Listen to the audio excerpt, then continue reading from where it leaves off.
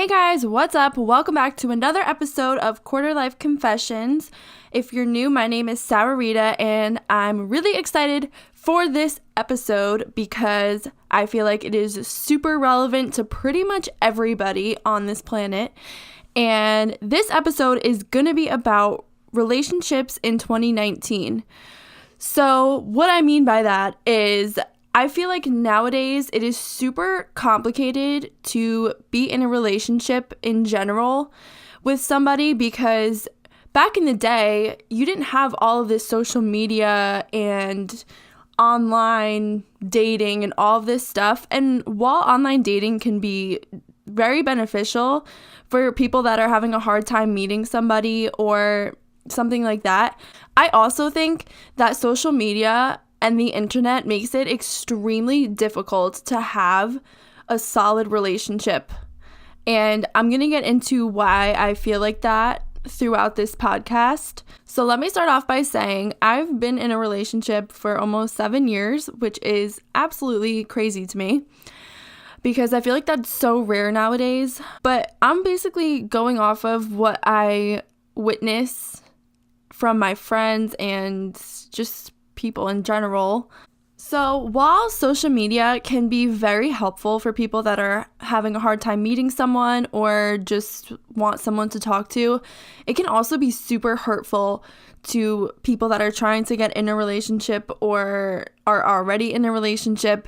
It can really mess up things. So let me get into how social media causes a lot of issues between people in a relationship. So first of all, there's different forms of cheating. There's physical cheating, which obviously is a no-no, like don't do that, thank you. But there's also, in my opinion, virtual cheating, which is messaging someone constantly on social media or through text message. I feel like that's a form of cheating, in my opinion, because it's emotional cheating. It might not be cheating, but if you have feelings for someone and you're talking to them all the time through social media, then that's kind of cheating. I think it's cheating. And there's so many people that do that. You know what I mean? Nowadays, it's almost impossible to not talk to other people through social media. And I'm not saying you can't talk to other people if you're in a relationship, but I just think there's like lines that are crossed when you're constantly talking to somebody, and if you're like flirting with them through text message or whatever, I think that's a form of cheating. And I would be really hurt if my boyfriend was doing stuff like that to me. So I think social media causes huge problems. And even if you're not physically cheating, you're just talking all the time, that can lead to physical cheating. And that'll lead you to being distant from your actual partner if you're emotionally invested in somebody else. You know what I mean? So while that's a bad part of social media, there's also some benefits to social media. I'm going to tell a story that happened recently, and I'm not sure if I guess it's a positive for social media in relationships. I would say it's a positive. So I have this friend, and she met someone on the app Bumble. I'm sure you guys have heard of it. It's a really popular dating app. She met him on Bumble, and they were going out talking for, I think, a few months. I'm not sure. At least a month. I think it was a few months. But they were talking all the time. They went out. She would go to his house. They would go out to get food all the time. And, you know, like, it seemed like legit. It seems like a good, solid potential relationship going on. So one night, my friend meets up with this guy to go get dinner at a restaurant, and they had a nice night, whatever. So they leave the restaurant and get back in their separate cars to leave. And this girl comes up to my friend's car and starts banging on her window and like scream crying. So my friend like opens her door and is like, "What are you doing? Like, who are you?" Or whatever. And the girl goes, "Were you just out to dinner with that guy?" And my friend was like, "Yeah." And she was like, "That's my boyfriend." So yeah, he had a girlfriend the whole time. But that's not even the crazy part. The crazy part is how the girl found out that he was out with my friend. So basically what the girl told my friend was that she found a hair in the guy's bed, like a dark hair that was clearly not hers, and she was like, that's sketchy. So she was kind of like looking at his social media and stuff and saw that he had been interacting with my friend. So she followed my friend on Instagram, and she had been following her for a decent amount of time, and my friend didn't even know. The day that this happened, my friend had put up a boomerang on her Instagram story of like her and the guy cheersing at dinner, and she tagged the restaurant. And the girl, since she followed my friend, noticed the boyfriend's bracelet and sweatshirt because she was with him right before he went out to dinner with my friend, and she knew what he was wearing. So she noticed that on Instagram, and my friend had tagged the restaurant. So that's how the girl found out where they were. And she showed up there and waited in the parking lot until they walked out together. And then she went up to my friend and basically freaked out. So yeah, that's kind of crazy, but I'm going to count this as a good thing for social media and relationships. I guess it's good and bad. The good thing is that it saved my friend from wasting any more time with this guy because he's clearly a cheater and a loser, and like ain't nobody got time for that. So I think it was a good thing because she was able to find out that he sucks. But the bad thing is that maybe he wouldn't have cheated if he didn't go on Bumble or he didn't find my friend on social media. But at the same time, I feel like social media doesn't cause people to act like this. I feel like you're either a loyal person or you're not. So if social media is gonna cause you to cheat, then no, I don't think that's even a thing. I think you just suck.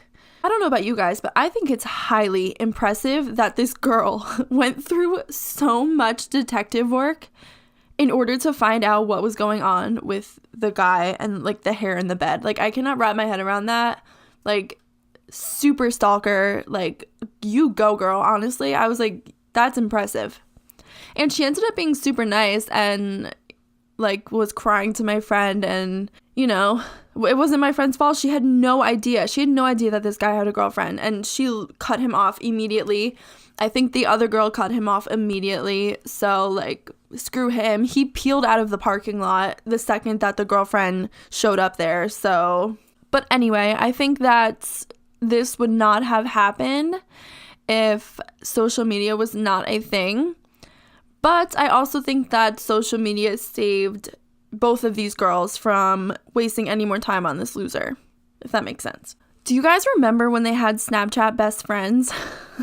That, I feel like, caused a lot of arguments / breakups, because you could, if you don't remember, basically you could go on Snapchat and click on any of your friends and see who the top 3 people that they message are. So if you're dating somebody and you see a girl in their top 3 that like shouldn't be there, that's a problem. And I feel like that caused so many arguments. I know it caused an argument for me personally. It's just not a good thing. They got rid of it now, which I think is a good thing, because I feel like people would check that constantly to see if their significant other was up to anything sketchy, and that's just like way too much stress than anyone should have to deal with.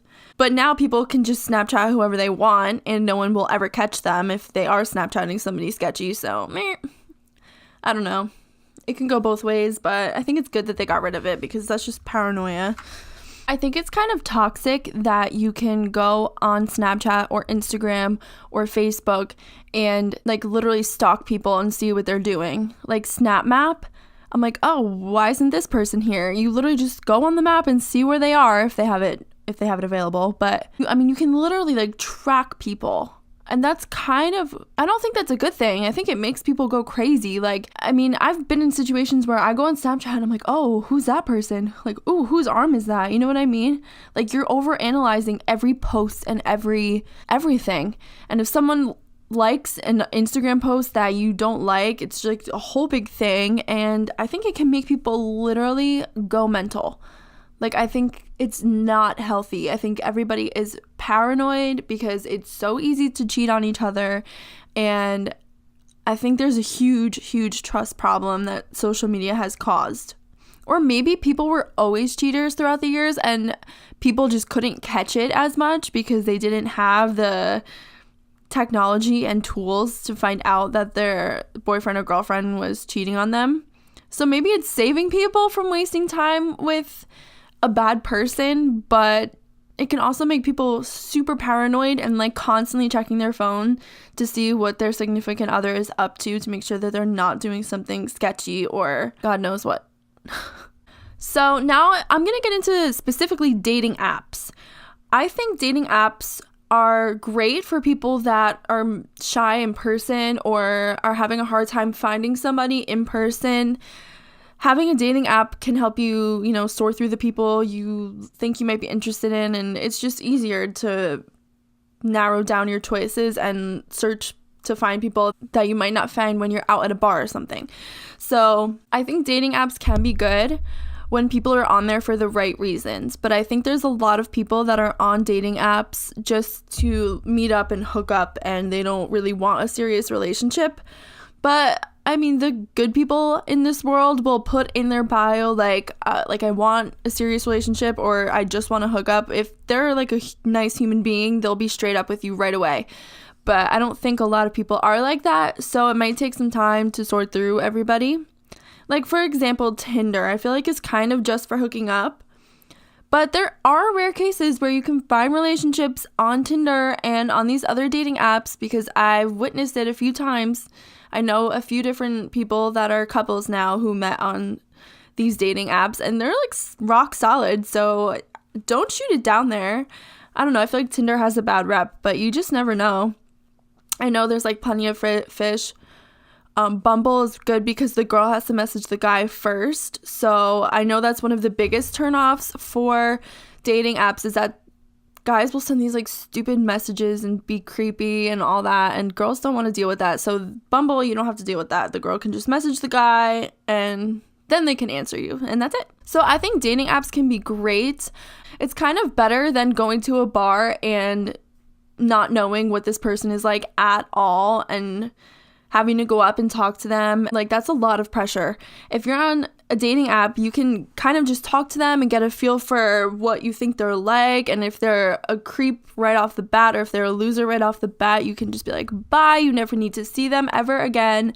And that's it. So I think it's a good thing. I also think it's kind of scary to meet up with people from a dating app. I've been in a relationship for a long time, so I don't do dating apps, but I know how they work, and I think I would be too scared to go meet up with somebody that I met online. That's just my opinion. I don't know.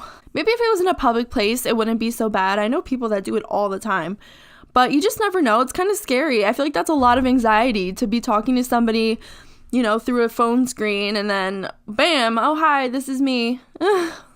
I don't know. I think it's good and bad because you can get a feel for the person, but when it comes to meeting them face to face, I think it can be kind of terrifying. So the next reason why I think that relationships are extremely difficult in 2019 is because I think romance is kind of dead. Maybe not for everybody, but I feel like people don't really go on dates as much anymore. I feel like everything is a lot more casual. And I don't know, I just feel like it's not the same as it was back in the day. I feel like people are kind of lazy and they just text all the time and they don't really do anything romantic in person. Like, romantic gestures are not a thing. So basically what I mean by that is people will text you and be like, oh, WYD, want to come over? Like, let's chill. Like, no. Why don't you ask the person to go out on a date and get dinner, or like go to the movies or something like that? I feel like people don't do that in the beginning stages anymore. I feel like a lot of relationships form from having like a casual hookup to like being in a relationship with each other. Like, a lot of people hook up first before going on dates, which is fine if that's like what you want. But I'm personally into like the classic thing where you go out on dates a few times and it's like super romantic, and then, things like progress from there. I think it's lost its like magic throughout the years. Do you guys remember in the old movies, like when the guy would stand outside of the girl's window with like a boombox and he would play music for her, or throw rocks at her window, or like make her a mixtape? I kind of wish I lived back then, because I feel like things were so much more personal, and that's like so cute. Guys are not that creative nowadays. Like, they're way too, like, lazy. No offense. But, and I guess girls too. I can't even just blame guys for this whole thing. I feel like girls are lazy too, but I think girls just want more, like, romantic stuff in general. So, and, like, now that we have all this technology, people talk so much more through the phone than in person. And, like, you can call a person beautiful and all that stuff, but how much is it really going to mean if it's through a text message? Like, I feel like if you are having a nice moment with someone in person, it's going to mean so much more than when it's through the phone. That's just my opinion, but I think that you can't really, like, feel the vibes and feelings that you can in person through the phone. I think it's totally different. And I think it's kind of sad because people don't experience it that much anymore. Maybe I'm just a hopeless romantic, but it's just kind of sad to me. I feel like people are too scared or too lazy to, like, have an emotional connection with somebody face to face because now you can do it through the phone. And I also feel like people need to learn how to compliment more because now people are like, oh, damn that ass, though. Like, no. Like, shut up. Why can't you just be like, oh, you look really pretty today? Or like, oh, your hair looks nice today. It's not that complicated. Same for girls. It's not that hard to compliment a guy and not be weird about it. It's not that hard. Now, I don't know if all of the stuff I'm saying is true for everywhere or if it's just in our area. I live in North Jersey, and around here, people wait a long time to get married, and I think relationships aren't taken as seriously here as in some other parts of the country or the world. A lot of people don't want a serious relationship around here until they're, like, in their 30s or even older.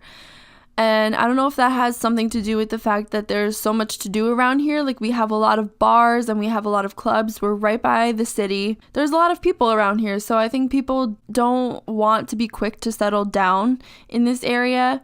I know people that live, like, out west more get married so young, and they're not scared to be in a relationship that's really serious when they're really young, like young 20s. For me personally, like, I could not picture getting married or having kids right now, but that's just me.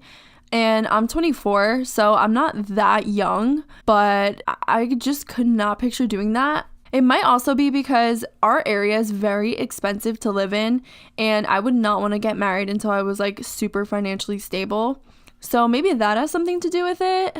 I also think it's just people have commitment issues around here when they're in their young 20s. I don't think people even think about that kind of stuff. I don't know if it's just our culture or what the deal is, but yeah, East Coast, at least New Jersey, like, we do not get married young. It's not really a thing. There's a few people, but for the most part, people don't take relationships seriously until, like, late 20s, 30s, which I think is late compared to other states. But honestly, I kind of think that's a good thing. I mean, you don't want to get married if you're not ready to, and I think sometimes people in other places maybe, like, rush into it because everybody else is. I don't know. I feel like I don't even know exactly what I'm doing with my life, and I don't even, like, know myself. So how can you, like, get married to somebody else if you're that unsettled? I don't know. I just think I could never do that. But yeah, people take relationships a lot more seriously in, like, the western part of the country, I feel like. I mean, maybe they just mature quicker. Maybe we're, like, super immature over here. I'm not really sure what the problem is, to be honest.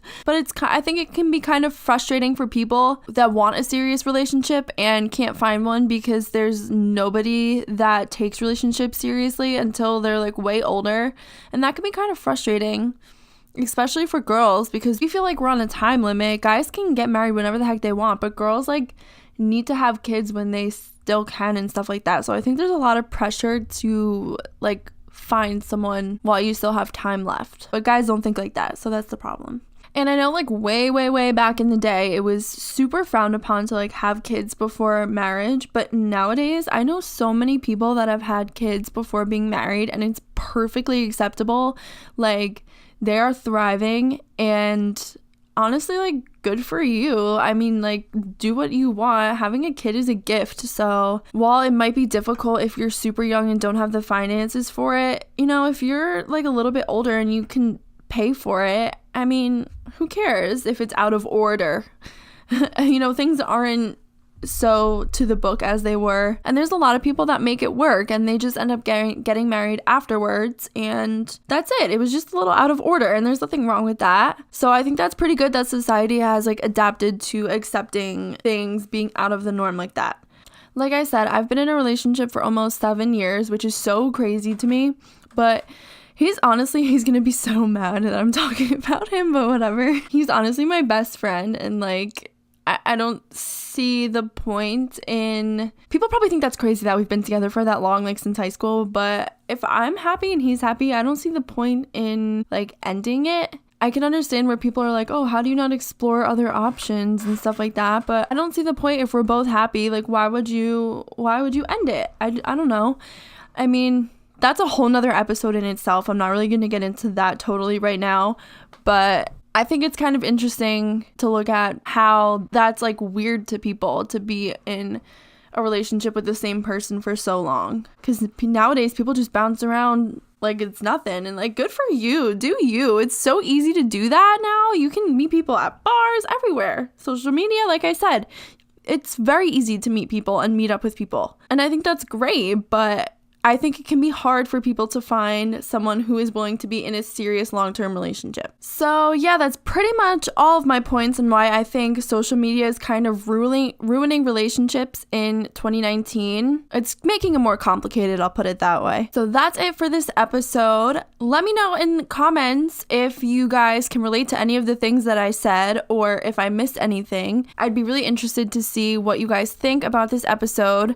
So please let me know. You can follow me on Instagram and Twitter. It's at Sarah with 2 H's, Rita with 2 A's. Also, subscribe to my YouTube channel. It's called Sarah Rita, where you can watch me film this podcast. I also have a bunch of other different kinds of videos up there for you guys to check out. So follow me on YouTube, Instagram, and Twitter, and stay updated on all of the upcoming podcasts that I'm going to be putting out. I'm going to be doing some polls to see what you guys want to see in the future out of this podcast. So yeah, check out my social media. And thank you guys so much for listening. I will talk to you next week. Bye.